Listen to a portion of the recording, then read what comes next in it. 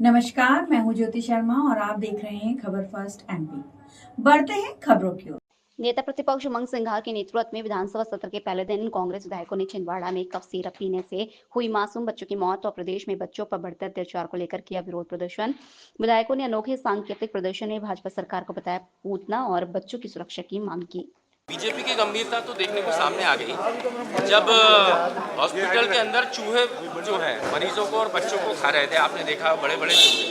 BJP की गंभीरता तब भी देखने को सामने आई जब अभी हाल ही में कल आपने देखा एक बहुत बड़ा स्ट्रिंग सामने आया जहां पर सागर में स्वयं थाना प्रभारी ड्रग्स और शराब का धंधा कर रहा है। और बीजेपी की गंभीरता यहाँ भी देखने को समझ आती है। छिंदवाड़ा में कब सिर्फ से कई सारे मासूम बच्चों की जान गई।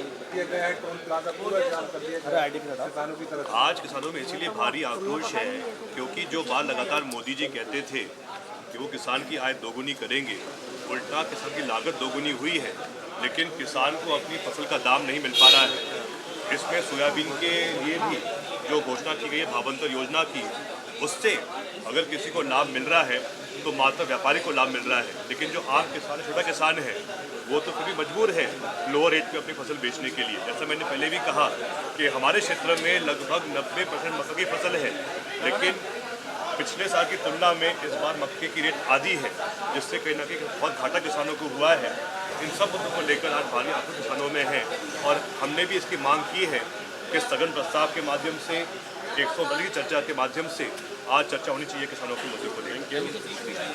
देखिए, मैं किसी भी महिला के बारे में कुछ नहीं कहना चाहता, लेकिन एक आग्रह जरूर कर देना चाहता हूं कि मध्य प्रदेश की सरकार, डॉक्टर मोहन यादव जी की सरकार ने सख्त कार्रवाई की।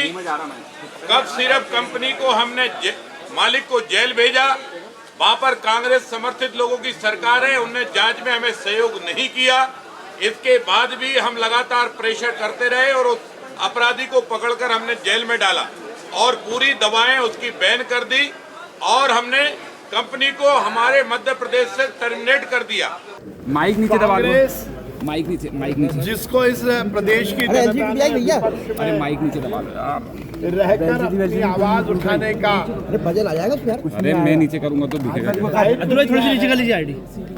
एक भी विधानसभा सत्र को उन्होंने संजय सुचारू रूप से चलाकर जनता की समस्याओं के निदान का यदि एक भी विषय उठाया हो तो फिर उनको अधिकार मिलता है कि वो विधानसभा के सत्र के समय पर बात करें।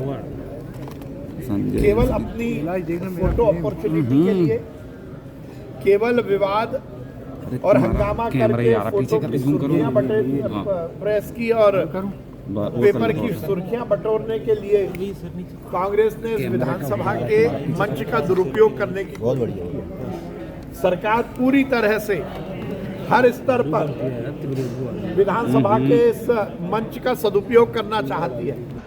देखिए, विधानसभा की कार्यवाही पर सदन के भीतर और बाहर कोई टिप्पणी होती नहीं है।